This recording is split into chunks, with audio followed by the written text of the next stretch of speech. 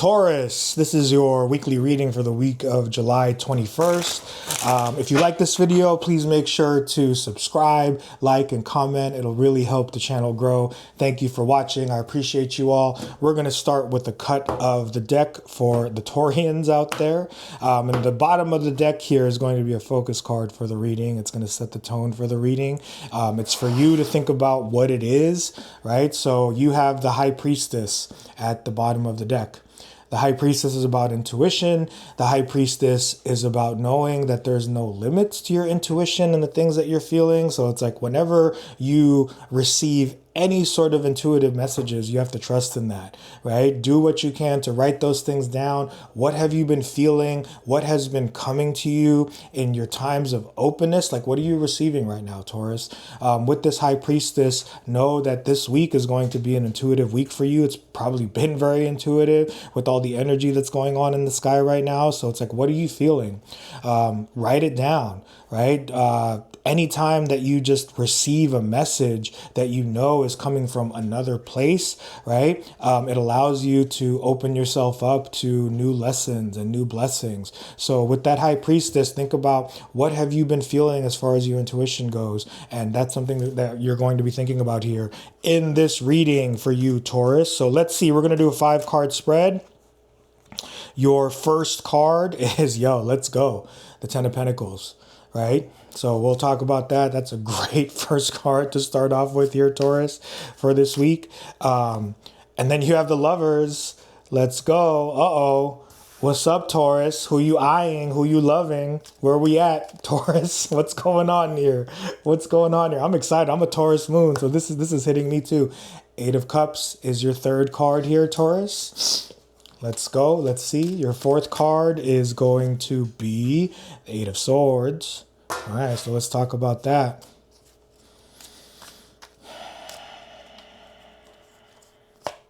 And then your last card is the Knight of Swords. All right. So you start off with the Ten of Pentacles. There's a lot with the Ten of Pentacles, right? The Ten of Pentacles is everything that you're working towards to have like your dream life.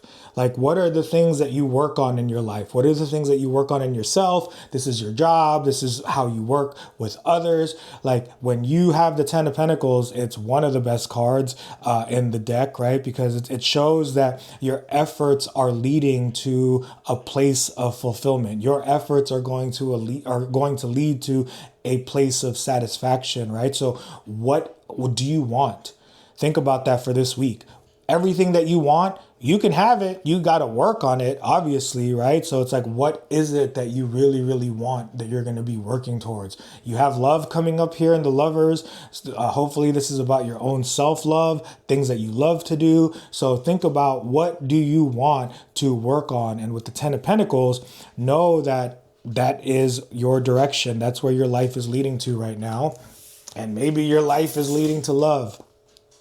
You have the Lovers, right? So the Lovers is about love, obviously. Like, for those of you that are wanting love in your life, if you're working towards love in your life, that is here for you. I mean, love is, if you want love, you don't need the Lovers to show up in a reading, right? If you want love, you have the opportunity to find love in yourself, find love outside in the world. But the Lovers is also about communicating with your higher self. So whenever a higher self card comes up, I always like to think about everything that you love in your life that you're working towards here with that Ten of Pentacles. You want to imagine like your perfect life, right? Life is never going to be perfect, but we want to add as much joy and beauty and satisfaction and, just abundance in our life, right? And in order to do that, you communicate with your higher self. This is the higher self angel here.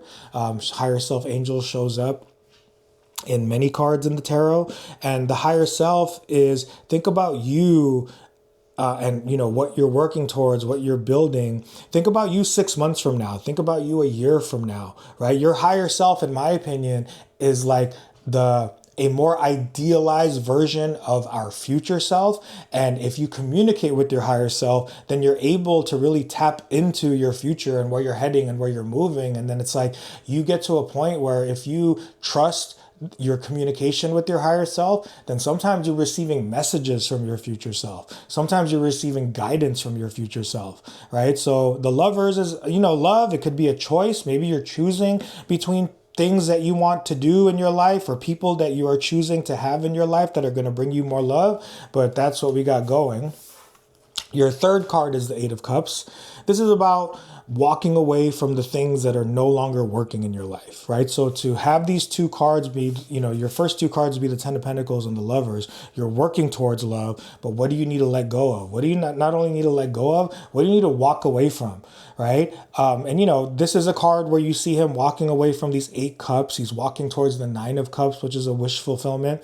And sometimes physically we can't walk away from people, things in our lives, toxic energy, negative people, negative experiences. But how can you walk away from those things without maybe physically walking away from them? Maybe you're in a job that you don't like, right? If you're in a job that you don't like, how do you walk away from the parts of that job that will help you enjoy that job even more? If you're in a job that you don't like and you can find another job, the Eight of Cups is encouraging you to walk away from that, right? If you want more love, if you want to have your Ten of Pentacles, what are the things you have to walk away from in yourself to bring you towards a better future?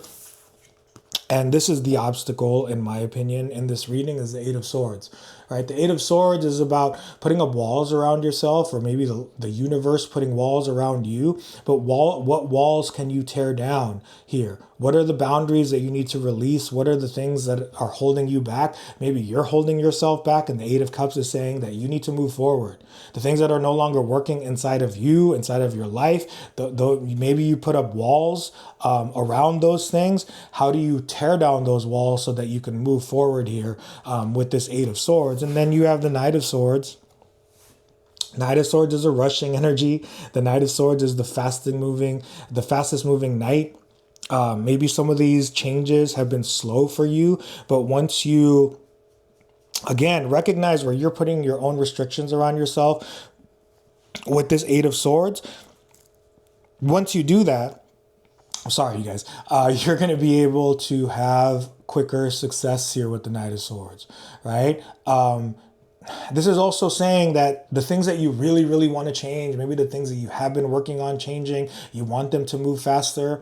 The Knight of Swords is saying you have to trust when these things are going to change for you. Maybe you want things to rush fast, or you want things to change faster in your life. The Knight of Swords is saying you need to slow down, right? Things are going to change at their own pace. As much as you want them to change with this Knight of Swords, they're going to change at their own pace, and you have to just trust in it. But if you do these things that the reading is saying, then you're going to have more success with the things that you want to change here with the Knight of Swords. All right, let's clarify. First card is the Ten of Pentacles.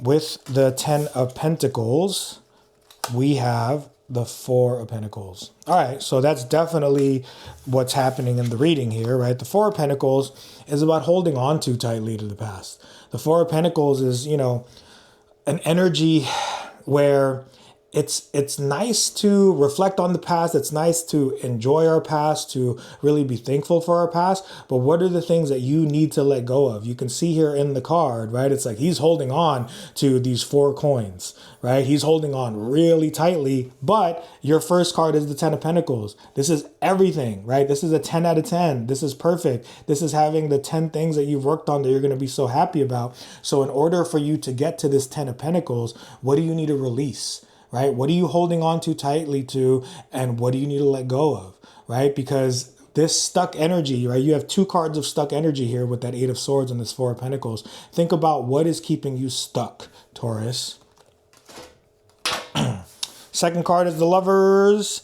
And with the Lovers, I'm going to pull a card. We have the Page of Cups. So now this makes it even more of a love reading, right? So the Lovers and the Page of Cups is definitely love. If it's not about love, this is about your dream, right? The Page of Cups is about a dream.